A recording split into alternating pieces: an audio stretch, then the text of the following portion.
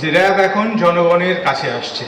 RAB কোনো আলাদা কোনো কিছু নয়, এটি একটি জনগণের বাহিনী।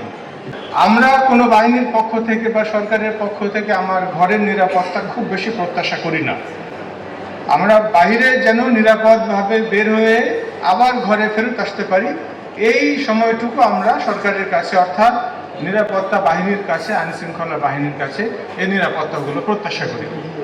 তাহলে বাহিরের নিরাপত্তা বিঘ্নিত হয় কি কি কারণে?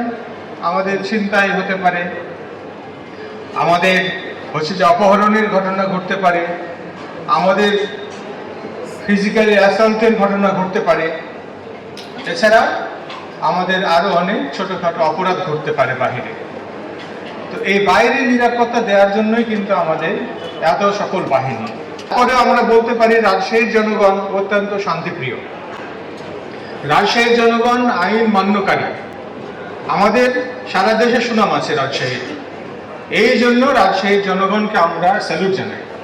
অন্যান্য যে কোনো জেলার চেয়ে, অন্যান্য যে কোনো বিভাগের চেয়ে রাজশাহীতে অপরাধের সংখ্যা একেবারে কম, অর্থাৎ এখানে অপরাধী খুব কম আছে। আর অপরাধী কোথায় থাকে? অপরাধী নিশ্চয়ই আমাদের আইনশৃঙ্খলা বাহিনীর সাথে থাকে না। অপরাধী অপরাধ করে হয়তো 2-3 মিনিট করে আবার সে নিজের বাড়ি চলে যায়। অর্থাৎ আমি বোঝাতে চাচ্ছি যে অপরাধী কিন্তু আপনার ঘরে থাকে।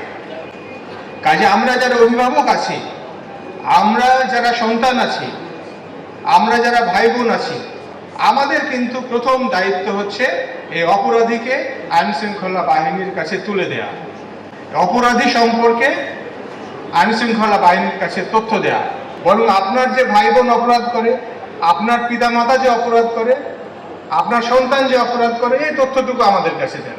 কারণ অপরাধী কিন্তু আপনার ঘরেই থাকে এবং পুলিশ জানার আগে আপনি পিতামাতা হিসেবে জানেন আপনি নিশ্চয় যে আপনার সন্তান অপরাধ করে কিনা, আপনার সন্তান মাদক সেবন করে কিনা, আপনার সন্তান ছিনতাইয়ের সাথে জড়িত আছে কিনা, আপনার সন্তান বখাটে কিনা, আপনার সন্তান ইভটিজিং করে কিনা, এগুলো কিন্তু আপনারা জানেন। অনলাইনে জুয়া খেলে কিনা, এগুলো কিন্তু আপনারা জানেন।